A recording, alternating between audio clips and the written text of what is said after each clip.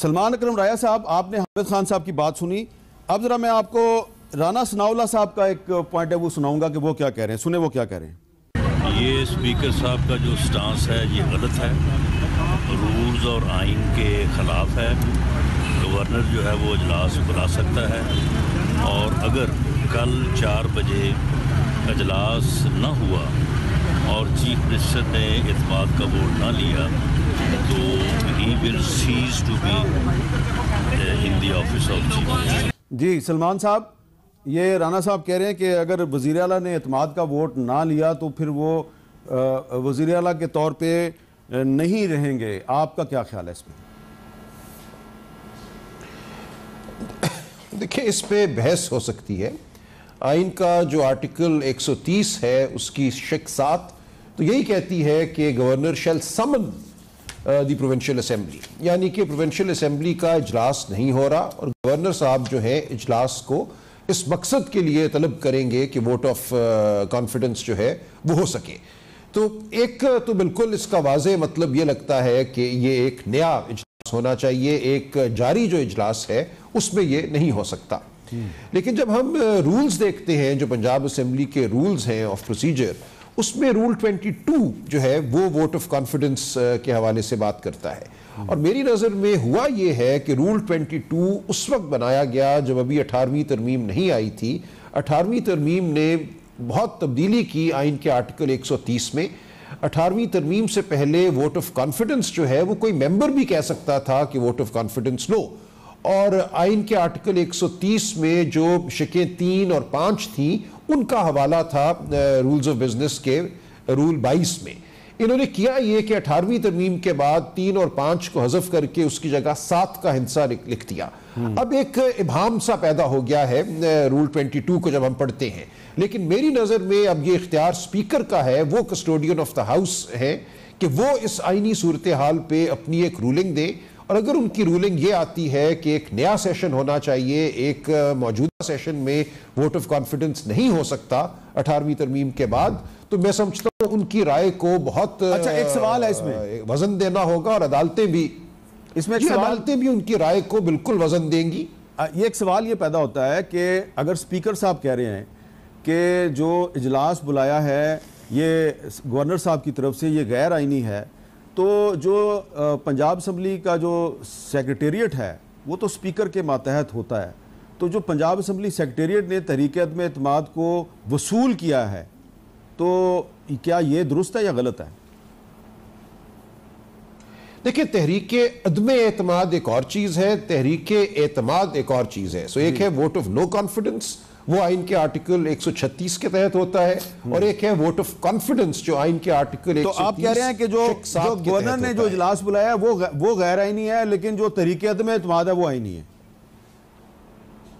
جی دیکھیں، گورنر صاحب نے تو اجلاس بلایا ہی نہیں، اجلاس تو چل رہا ہے. اجلاس اگر ایڈجرن بھی ہوا ہے تو وہ اجلاس چل رہا ہے. نیا اجلاس اس اجلاس کے ختم ہونے کے بعد بلایا جائے گا، اس میں یہ معاملہ ہوگا. اور ہوا یوں ہے، جو مجھے اطلاع ہے کہ پہلے تحریک جو تھی ووٹ آف نو کانفیڈنس کی آئی، اس کے کچھ بعد ووٹ آف کانفیڈنس کا جو موشن میں آپ کو پڑھ کے سنا دیتا ہوں، پیش کیا گیا. میں آپ کو پڑھ کے سنا دیتا ہوں جو گورنر سیکریٹریٹ کی طرف سے جو آرڈر دیا گیا ہے. The governor Punjab is pleased to sign order placed at flag A summoning the provincial assembly of the Punjab at 1600 hours on Wednesday 21st December 2022 and requiring the Chief Minister of Punjab to obtain a vote of confidence in terms of Article 130 subclause 7 of the Constitution of the Islamic Republic of Pakistan. اس کے بارے میں آپ کیا کہہ رہے ہیں؟ دیکھیں نا، اب ایک سمنڈ اسمبلی کو دوبارہ وہ کیسے سمن کر سکتی ہیں؟ یہی وہ نقطہ ہے جو میں پیش کر رہا تھا کہ جب اجلاس ابھی چل رہا ہے، اس میں صرف ایک ایڈجرنمنٹ ہوئی ہے، یعنی کہ سمنڈ ہے اجلاس. ایک سمنڈ اجلاس کے ہوتے ہوئے ایک نیا اجلاس گورنر صاحب نہیں میری نظر میں بلا سکتے.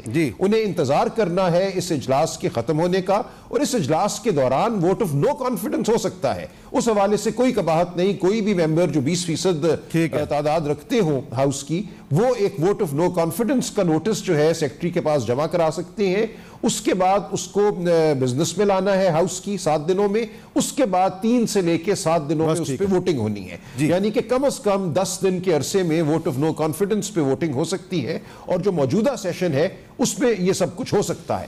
اس کے بعد مرحلہ آئے گا ووٹ آف کانفیڈنس کا ایک نئے سیشن میں۔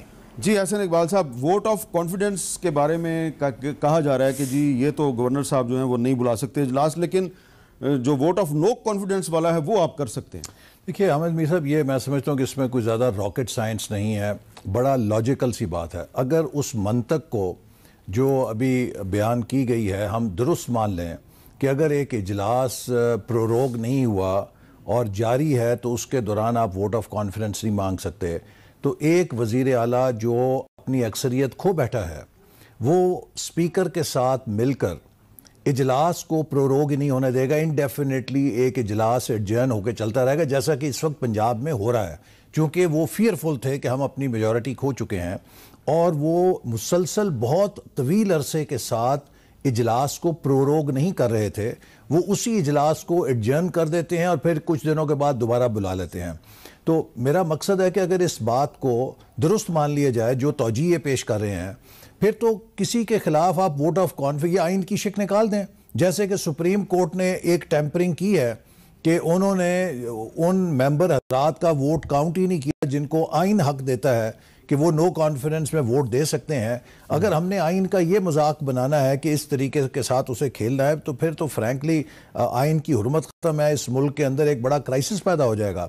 میں اس بات کا جواب چاہوں گا کہ سلمان راجہ صاحب بڑے ہمارے بزرگ اور محترم سینئر قانون دان ہیں، کہ اگر ایسی صورتحال ہو کہ جہاں پہ اسمبلی کو انڈیفینیٹلی جاری رکھا جائے، اجلاس ہی پروروگ نہ ہو، تو کیا آئین کی یہ شک جو گورنر کو یہ اختیار دیتی ہے کہ اگر وہ یہ محسوس کرے کہ وزیر اعلیٰ اعتماد کا ووٹ یا اکثریت کھو چکے ہیں اور انہیں کہا جائے کہ آپ اعتماد کا ووٹ لیں، تو کیا گورنر کا یہ اختیار جو ہے وہ معطل ہو گیا ہے؟ کیا وہ غیر مؤثر ہو گیا ہے؟ کیا آئین کی یہ شک لاگو نہیں ہوگی اگر 4 سال 5 سال آپ اسمبلی کا اجلاس اسی طرح ایڈجرن کر کے چلاتے رہیں اور کہیں کہ چونکہ یہ اجلاس جاری ہے اس میں ہم اس کانفرنس کے ووٹ کی موشن ہی نہیں ٹیک اپ کر سکتے؟ میرا خیال ہے کہ یہ تعبیر درست نہیں ہے۔